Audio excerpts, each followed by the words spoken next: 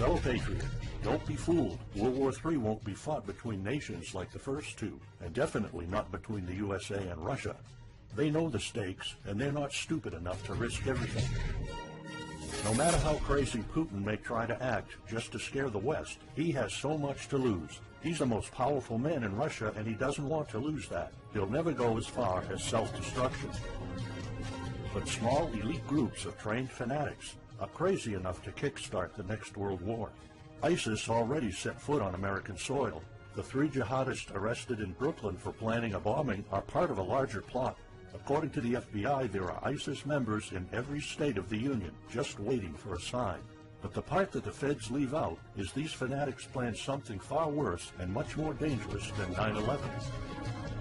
ISIS plots to put the entire American nation on our knees, using a revolutionary weapon that could cripple the whole country. Make no mistake, ISIS isn't a rational actor like Russia. They have nothing to lose. After they decapitated Americans and set people on fire, they burned all the bridges. They either die or they destroy America. They can't do it with brute military force. We're too powerful for that. But we're defenseless against a smart bomb that's 1,000 times more damaging than nuclear devices.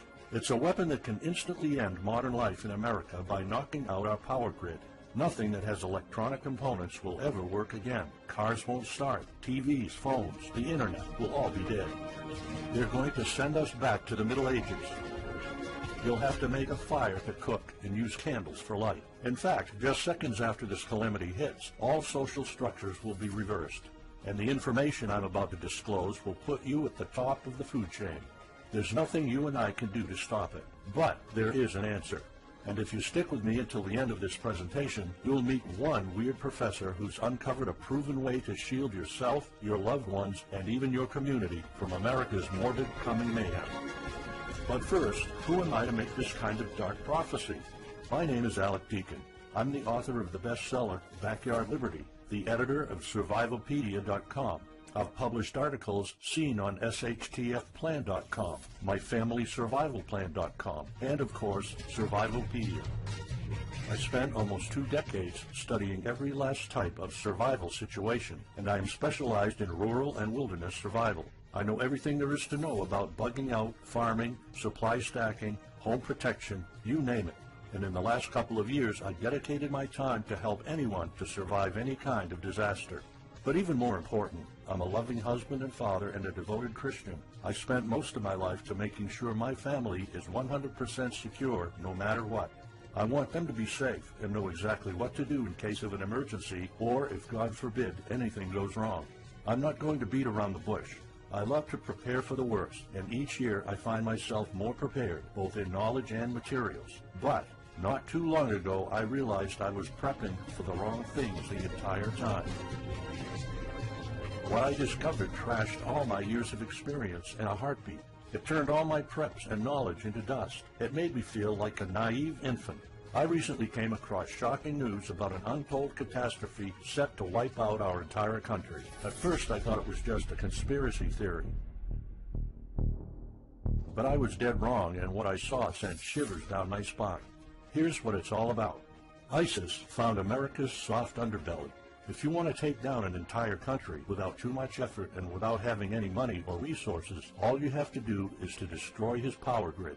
Dr. Peter Pry, a former CIA officer, is the executive director of the Task Force on National and Homeland Security and the director of the U.S. Nuclear Strategy Forum. He also served on the Congressional EMP Commission, the Congressional Strategic Posture Commission, and the House Armed Services Committee. He warned us on air at a New York radio station. There is an imminent threat from ISIS to the national electric grid, and not just to a single U.S. city. Outlining the threat, Pry told us about a leaked U.S. Federal Energy Regulatory Commission report divulged in March 2014. The report shows that coordinated terrorist attacks on just 9 of the nation's 55,000 electrical power substations could provoke coast-to-coast blackouts for up to 18 months. Pry explained the possibility of ISIS immediately hiring Mexican extremists such as the Knights Templar drug cartel, which last year successfully used guns and Molotov cocktails to attack numerous Mexican power stations, leaving 11 towns without electricity.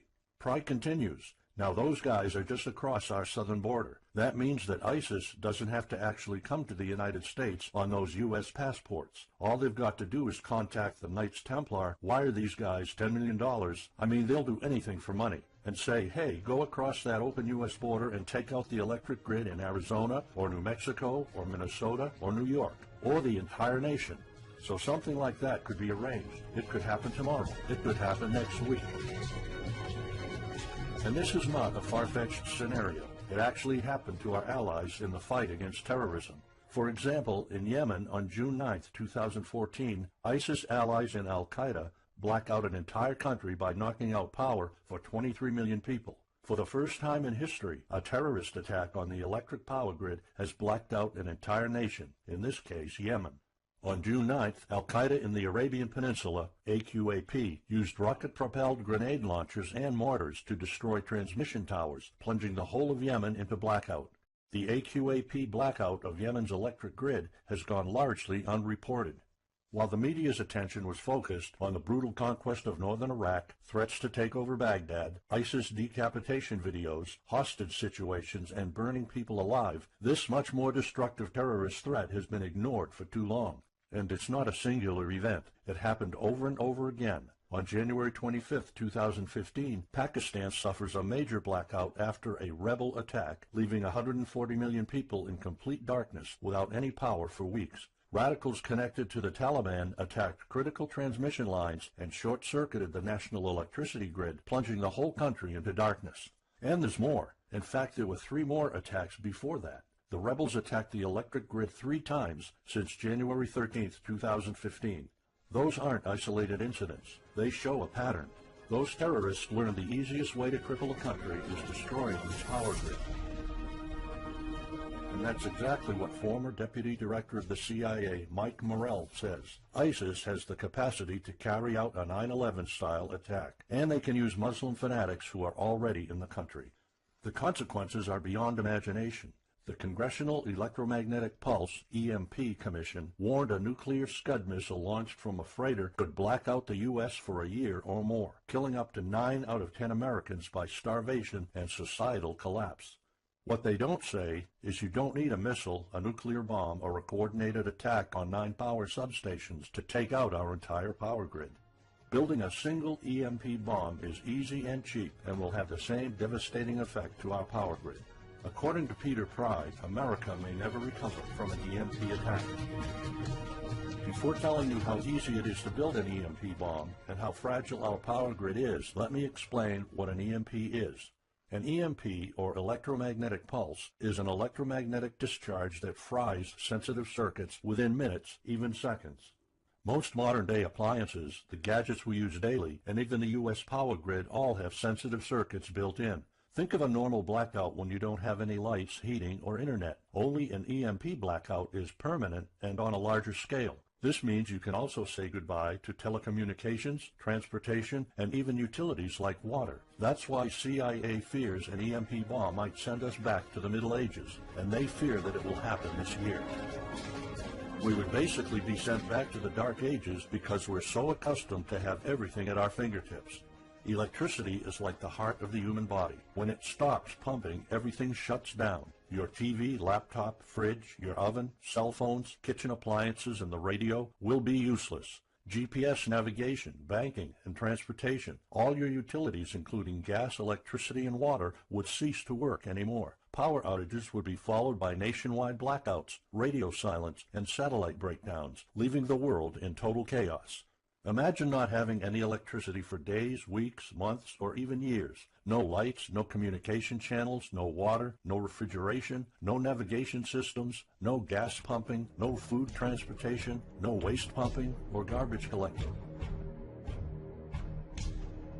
No one in our country can survive something like this. During an EMP, civilization will be sent back to the Middle Ages and most people won't be able to cope. Imagine the smartphone generation forced to live like cavemen. Our power grid is America's weak spot.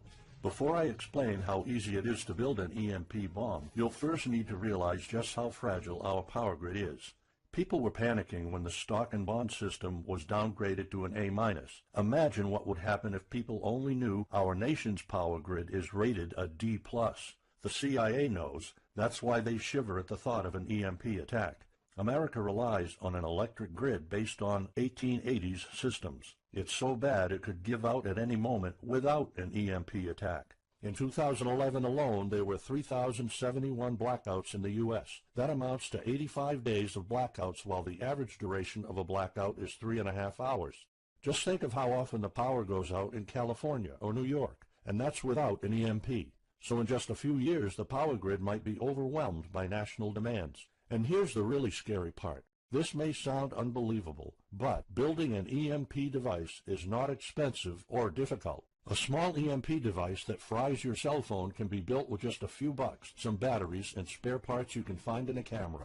Even 12-year-olds build EMP devices for science projects. There's no need for fancy technologies or billion-dollar investments to make it, and all it takes is not 100, not even 50, but just one warhead to be detonated above the U.S., and the effects would be irreversible.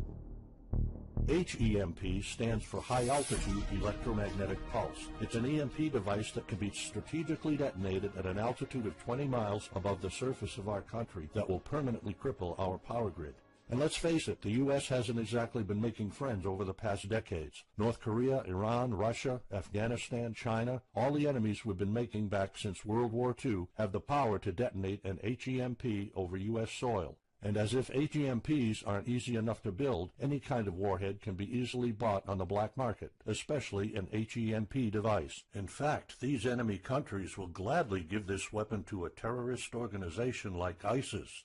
They reap all the rewards of crushing the U.S. without any risk. However, the real danger of an EMP is it could happen without any signs or warnings. Unlike an economic collapse that's more like boiling a frog, when we would finally figure out that an EMP has struck, it would be too late.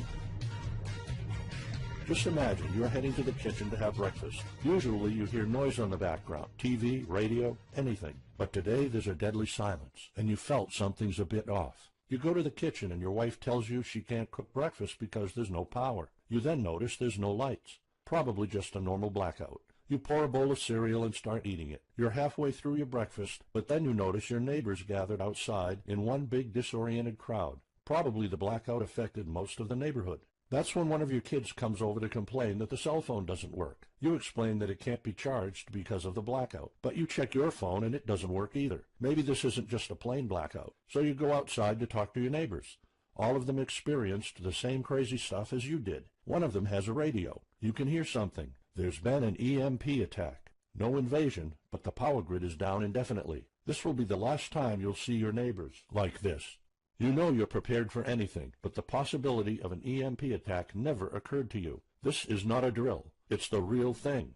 A week later, you're knee-deep in hell. You now realize that you're underprepared at best. Your food and water supply are almost gone and you're freezing. Most of the food is rotten and the kids are scared and cold. You managed to protect your home so far, but in the last couple of days, riots have started. People are starting to turn on each other. They went from civil to psychotic in just a few moments. They're desperate. They need food, and you still have some. Across the street, you see fire spreading on your next-door neighbor's lawn. Looters are running the streets of your once peaceful neighborhood. You haven't seen any of your neighbors in weeks. You might have to leave your home if you want to survive. You heard rumors about people being shipped off to FEMA camps, but that's not the place for you. Soup lines for your entire family? Is that what it comes down to? One of your kids has a fever. The antibiotics don't seem to work that much. What should you do?